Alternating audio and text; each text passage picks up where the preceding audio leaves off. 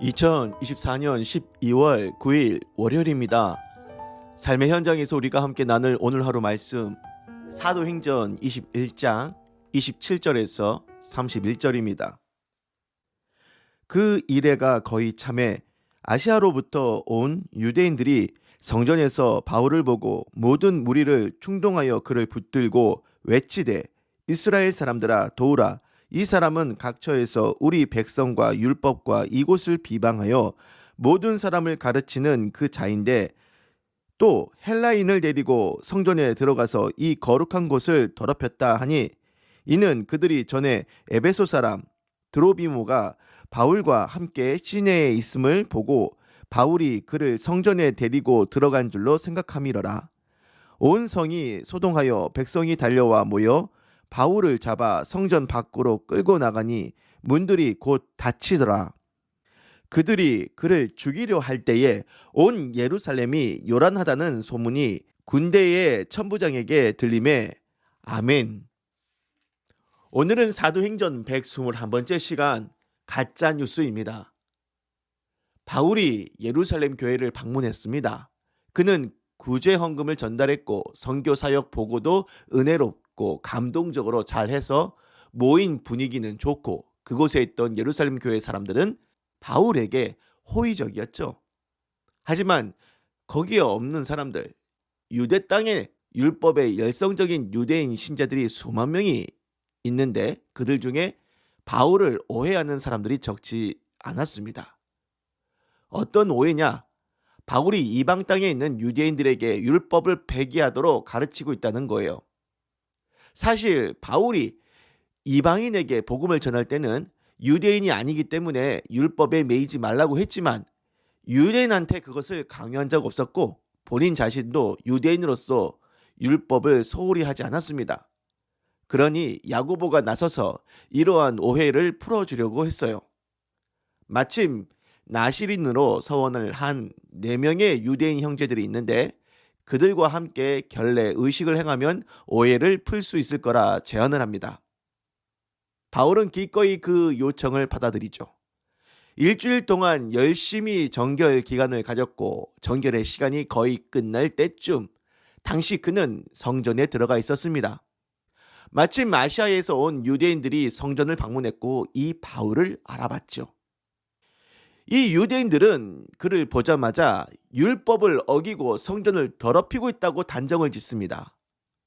전에 바울이 시내에서 이방인 드로비모랑 함께 있었던 것을 봤는데 그 이방인을 데리고 성전에 들어갔다는 거예요.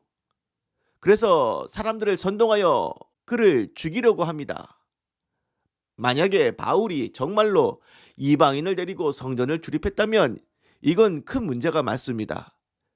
예루살렘에서는 이방인의 성전 출입을 엄히 금하고 만약 어겼을 시 사형죄를 묻거든요.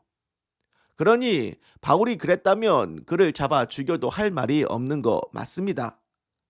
하지만 그것이 아니잖아요. 바울은 이방인을 성전에 데리고 오지 않았고 나시린의 서원의 정결 의식까지 하고 있었으니 성전 출입에 어떠한 문제도 없었습니다.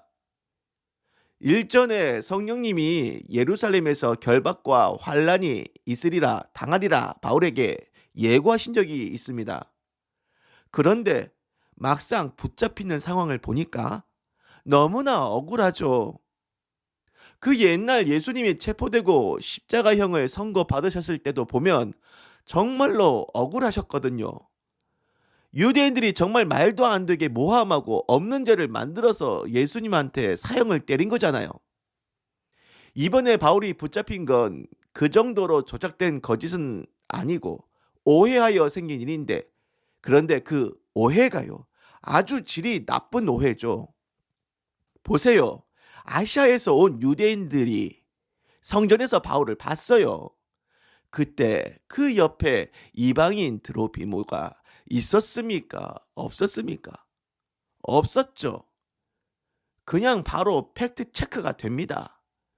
그런데 이 사람들은 바울이 원래 이방인들과 잘 어울리니까 당연히 이방인도 데리고 성전 출입했을 거라 그리 짐작을 하고 섣불리 단정을 한 겁니다. 보고 싶은 것만 보고 믿고 싶은 것만 믿고 사실 확인 없이 단정하고 선동해 버려요.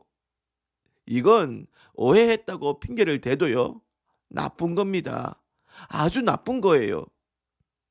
오늘날 유행하는 말 중에 가짜 뉴스라고 하는 말이 있어요.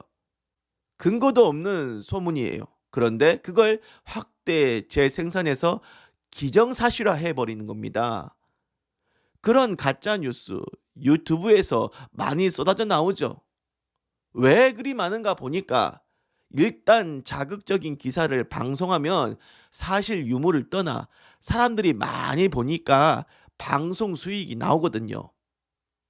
그 가짜 뉴스에 많은 사람들이 상처받고 심지어는 자살하는 일까지 벌어지지 않습니까? 그래서 바울이 예루살렘 성전에서 유대인들한테 둘러싸여 붙잡히고 구타당하고 사람들이 그를 죽이려고 했던 일, 무엇 때문인가? 바울이 이방인을 데리고 성전에 들어왔다는 가짜 뉴스 때문이라는 겁니다. 너무나 가슴 아픈 일이죠.